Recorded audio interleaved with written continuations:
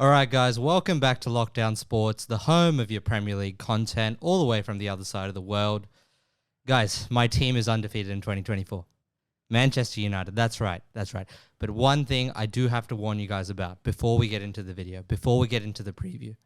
Kobbie Mainoo, you love him right now. I love him as well. But the nation of England will turn on him, okay? When will that happen? When Gareth Southgate takes him to the Euros, takes him to Germany, and makes him shoot the 5th penalty in the Euros final against France, okay? When that happens, all right, Kobbie Mainoo misses that penalty, I need you guys to be there as I will be for him, all right? Anyways, let's get locked in. Aston Villa, Manchester United. This is the toughest test United's got so far this year, right? You talk about this undefeated January. Doesn't mean shit until you start versing the good teams. And that's what Unai Emery's Aston Villa team is, right? A guy that can get a B-plus team. We saw it with Sevilla back in the day. We saw it with Villarreal recently. He can get a B-plus team to A-minus. He can get them up to notch. Now, with that, how does he do it? How does he fix the flaws maybe of his Arsenal PSG days? You look at that midfield, and it's actually such a unique system because 4 out of the 5 guys in that midfield, I'll throw it up for you right now, they're not able to carry that ball forward. So how are they getting the bodies forward? They're getting the overloads. They're getting the movements right. And the chemistry that Unai Emery's built with this Aston Villa team is very key. But also, all right, I've been very brave in saying that Aston Villa are not going to keep this up, all right? I've been very upfront about it. What makes them actually tick over? Because the system only gives them a chance. It's the overperformance, all right?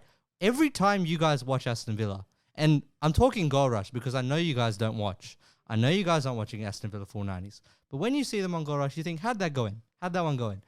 They're third. They're third in terms of XG performance, and that's a big reason why they're 4th in the league, all right? You look at some of the guys, the supporting cast, Leon Bailey, John McGinn, all of them are heavily outperforming their XG. Ollie Watkins, he's keeping track. He's doing well. He's having a great season. I know you've got him in the FPL teams. But when I look at this team, can they keep it going for the long run? The answer for me is no. And now, for the away side, my boys. I only preview Manchester United when we're about to lose. So, big game, thought I had to do it. But United fans, and I'm including myself in this, guys, all right? What we do is we pretend that there's an optimal version of a Manchester United side under Erik ten Hag. This season, we haven't seen it. Maybe last season, I'll give it to you. There were a few times where I felt like, yep, this is the real deal. But this season, whatever version you thought was best, whether it was last week against West Ham, you look at all of the games recently, it looks nice. But still Manchester United concedes high-quality chances, all right? You look at the drop-off from last year when we won the Golden Glove. We as a team won it, not the goalkeeper.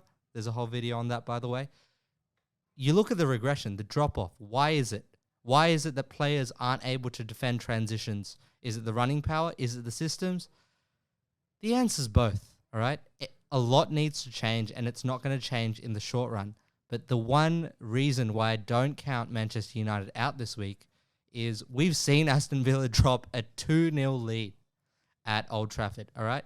Yes, it's an away game. You don't mind losing those if you're Aston Villa, but 2-0 up at Old Trafford halftime, you don't drop these sorts of leads if you want to be a top 4 contender.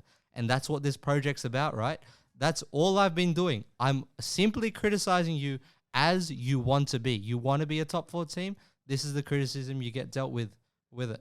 Emery is a manager we've come up against a few times. And still to this day, Erik ten Hag, Unai Emery have a big question about their in-game management.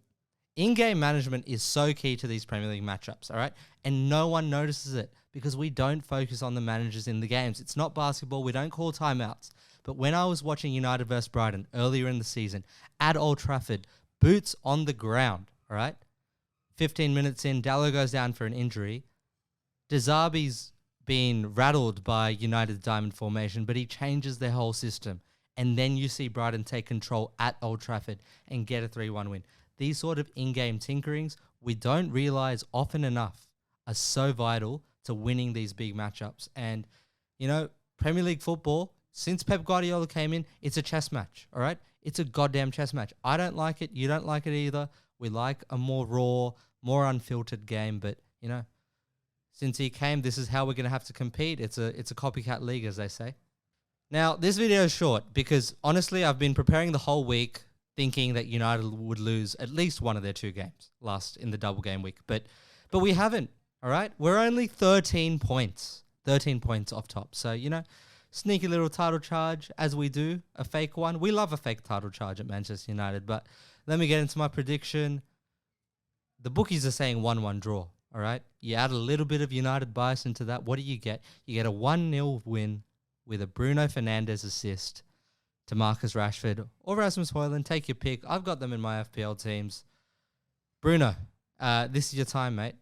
You talk about needing individual brilliance in big games. That's what you need to do. Shots, assists, whatever it takes. If you're going to play your brand of football, I need goal contributions. Anyways, stay tuned. If you like Premier League content, you get weekly doses with me. If you like basketball content, I've got some friends. If you like cricket content, I've got some cricket friends, We've got the whole show. Anyways, stay tuned, stay locked in. Bye for now.